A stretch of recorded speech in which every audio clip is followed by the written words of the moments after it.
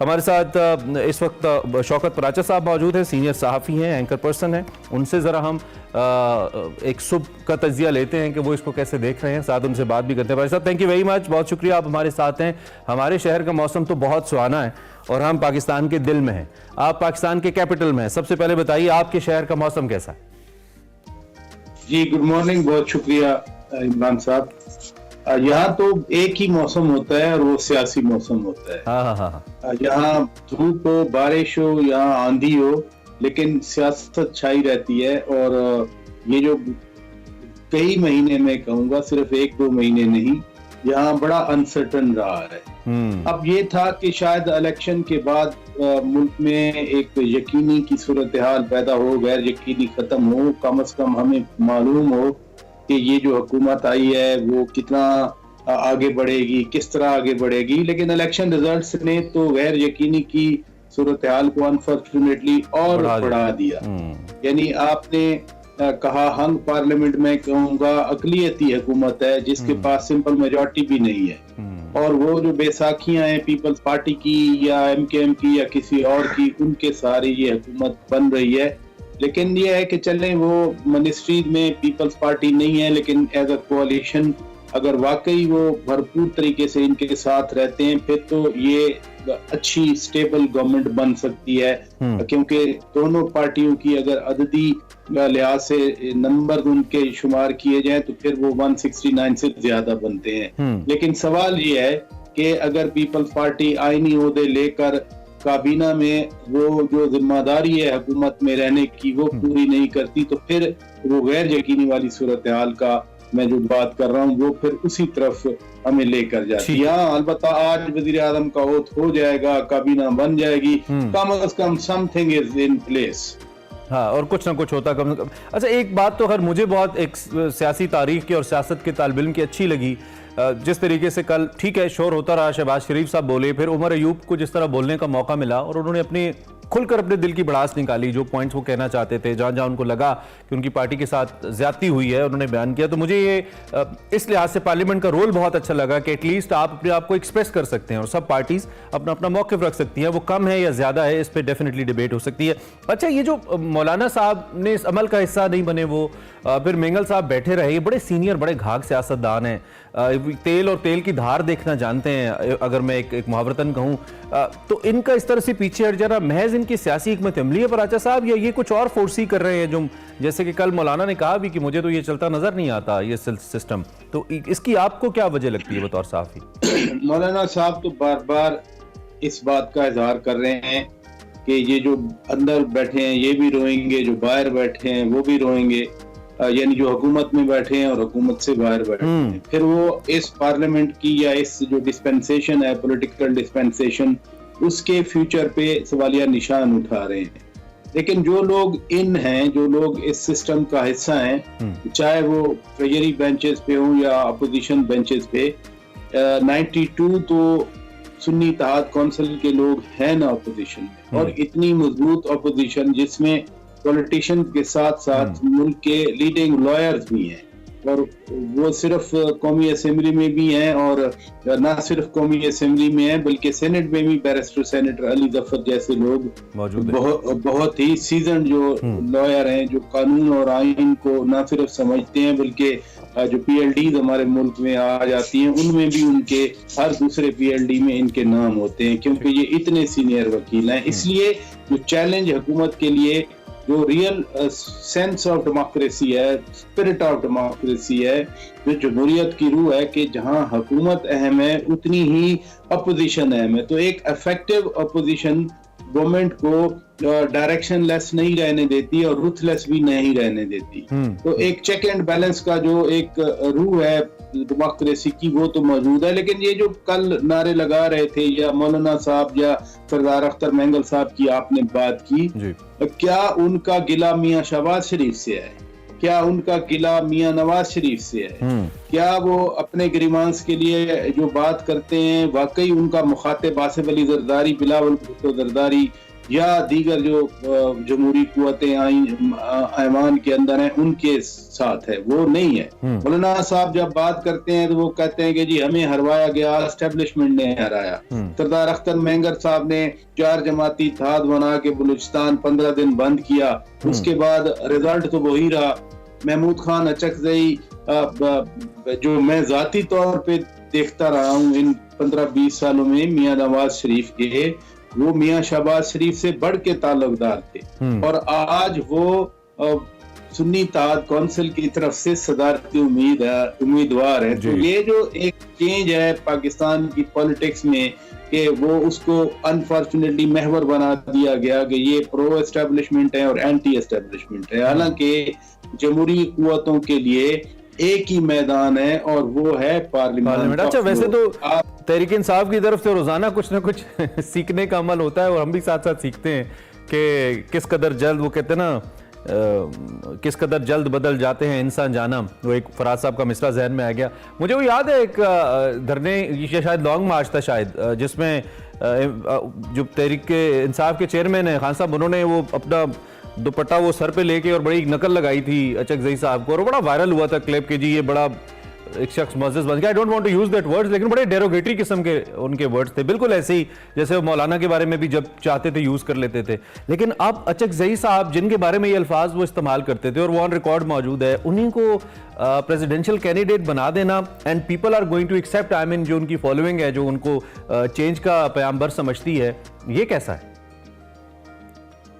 देखें, वो U turn तो अब इस मुल्क में बहुत बोला गया खान साहब के बारे में, और जिस क्लिप की आप बात कर रहे हैं वो जैसे ही महमूद खान अचकजई साहब नॉमिनेट हुए सदारती उम्मीदवार, तो वो क्लिप अब दोबारा वायरल किया गया। अभी कल परसों भी, मैं चूंकि जरा एक्स पे थोड़ा सा स्लो डाउन है तो इसलिए वो ज्यादा नजर नहीं आ रहा, लेकिन मैं समझता हूं कि जितनी तनकीद हो रही है, कोई कह रहा है थूका चाट रहे हैं, कोई कुछ कह रहे हैं, लेकिन मैं थोड़ा सा इसको अगर इन अदर वर्ड देखूं, पिछली पॉलिसी को हम तनकीद का निशाना बनाया करते थे कि जी खान साहब किसी से बात नहीं करते, जी वो मौलाना से बात नहीं करते, वो अचकजई साहब से बात नहीं करते, वो अख्तर मेंगल साहब तो उनके इत्तेहादी थे, रूठ के चले गए।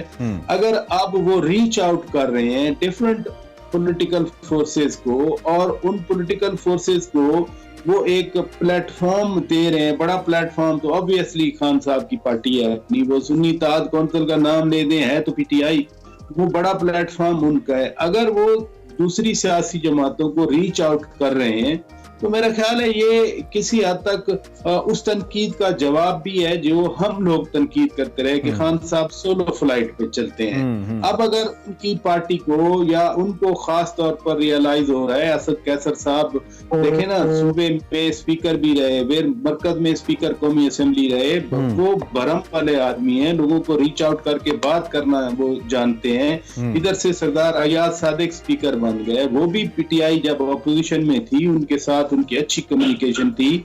तो सियासी लोगों का, सियासी कुव्वतों का एक दूसरे से रवाबत करना ये अच्छी बात है, अच्छी बात है, लेकिन कोई ना कि आप मुखालफत में दरवाजे बंद ना करें, सतक ना जाएं, किसी की जातियात पे ना जाएं कि कल आपको वापस आते हुए फिर शर्मिंदगी हो। बिल्कुल ठीक है, आई एग्री कि बातचीत का रास्ता रहना चाहिए और यही एक्चुअली खूबसूरती है इस सारे अमल की।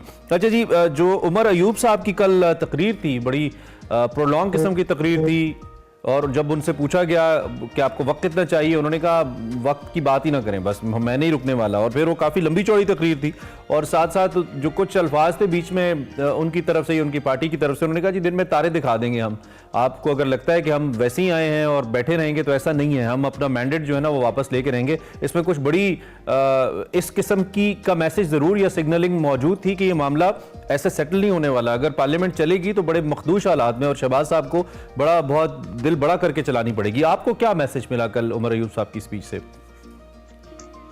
जो पीटीआई का पर्सपेक्टिव है उसी पर्सपेक्टिव या उन्हीं लाइंस में या उसी डोमेन में उनकी स्पीच थी। और वो डोमेन क्या है? नंबर 1 जो मुझे थोड़ी सी समझ आई इन 1-2 दिनों में, वो हर कीमत पर वो अपनी लीडरशिप को जेलों से बाहर निकालना चाहते, और उनकी लीडरशिप का मतलब नेसेसरली खान साहब, ठीक है, कि खान साहब किसी तरह जेल से बाहर आ जाए। फिर वो 9 मई का दाग जो पीटीआई पे लगा हुआ है, वो अभी अपने आप को डिसएसोसिएट करना चाह रहे हैं। वो कल भी कह रहे थे कि हम 9 मई के जिम्मेदार नहीं है। अगर आप नहीं है तो फिर कौन है जिम्मेदार? वो जो वीडियोज आई, वो जो ऑडियोज आई, वो जो लोगों को इंस्टिगेट किया जा रहा था, फिर वो फरिश्ते थे। ये इतना आसान नहीं है। तीसरा उनका ये है कि हम ऐसी कन्फ्रंटेशन रखें कि इस गवर्नमेंट को भी ना चलने दें। कह रहे थे कि जो आपने भी बात की, दिन में तारे दिखाएंगे और तैयार होके रहें कि अगली बार हम आपको बड़ा टफ टाइम देंगे। वो समझ रहे हैं, जैसे मौलाना साहब बयानात दे रहे हैं कि थोड़ा अरसा ये हुकूमत चलेगी, लेकिन समटाइम्स जो शुरू में कमजोर नजर आते हैं, जो शुरू में लगता है कि ये चल नहीं सकते, वो फिर लंबी गेम भी खेल जाते हैं। 2002 वाली असेंबली पहली असेंबली थी जिसने 5 साल पूरे किए। इधर तो साल के टेकर निकाल गए।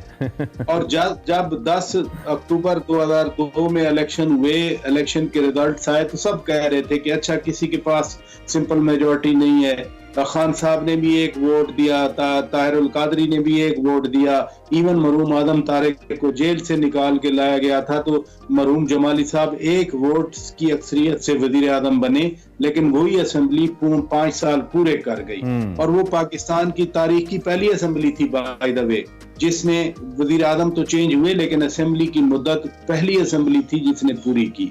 मैं रिपीट कर रहा हूँ, 2002 में जो असेंबली बनी वो पाकिस्तान की पहली कौमी असेंबली थी जिसने अपनी मुद्दत पूरी की। तो एक कल्चर, एक ट्रेडिशन, एक रवायत पड़ गई। तो इसलिए अभी हम जो बातें कर रहे हैं, जरूरी नहीं है जो लोग प्रोजेक्शन कर रहे हैं अपनी तरफ से कि नहीं ये गए और हम आए, या हमारे जैसे लोग इन खतरात का इजहार करते हैं कि चूंकि ये माइनॉरिटी गवर्नमेंट है, इनके पास सादा अक्सरियत नहीं है, पता नहीं चल सकते हैं या नहीं चल सकते।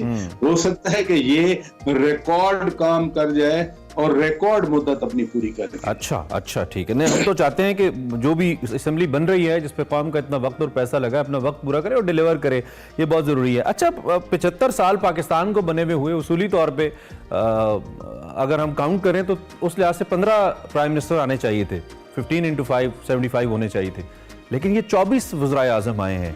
हमारी तारीख ये बताती है कि शायद हमने ऑलमोस्ट डबल पे हम रहे हैं, या 8-10 प्राइम मिनिस्टर्स हमारे जो नहीं आने चाहिए थे, टेन्योर वाइज में बात कर रहा हूँ, वो भी आए हैं। तो हमने 75 सालों में क्या अब कुछ सबक ले लिया है कि हम कम से कम ऐसा खेल ना खेलें कि जिससे ये लोग अपनी मुद्दत पूरी ना करें, या पार्टीज अपने मंशूर के मुताबिक उनको 5 साल पूरे मिलें? ऐसा कुछ सीख लिया हमने, आपको लगता है, या अभी भी हम दायरों का सफर कर रहे हैं और करते रहेंगे? देखें, पहले तो जो 47 से 58 तक हर 6 महीने के बाद एक वजीर आजम आ जाता था, तो 10-12 तो हमने वहां भुगता है। लियाकत अली खान, ये भुगताए वाला लफ्ज अच्छा है। लियाकत अली खान की शहादत के बाद देखे ना, उसके बाद फिर मोहम्मद अली बोगरा, फिर गुलाम मोहम्मद, फिर ख्वाजा नाज़िमुद्दीन, फिर हुसैन शहीद सोहरावर्दी, फिरोज खान नून, उसके बाद सिकंदर मिर्जा ने जब मार्शाल्लाह लगाया तो हमने कोई 8-9 वज़ीर आज़म उस वक्त भुगता दिए।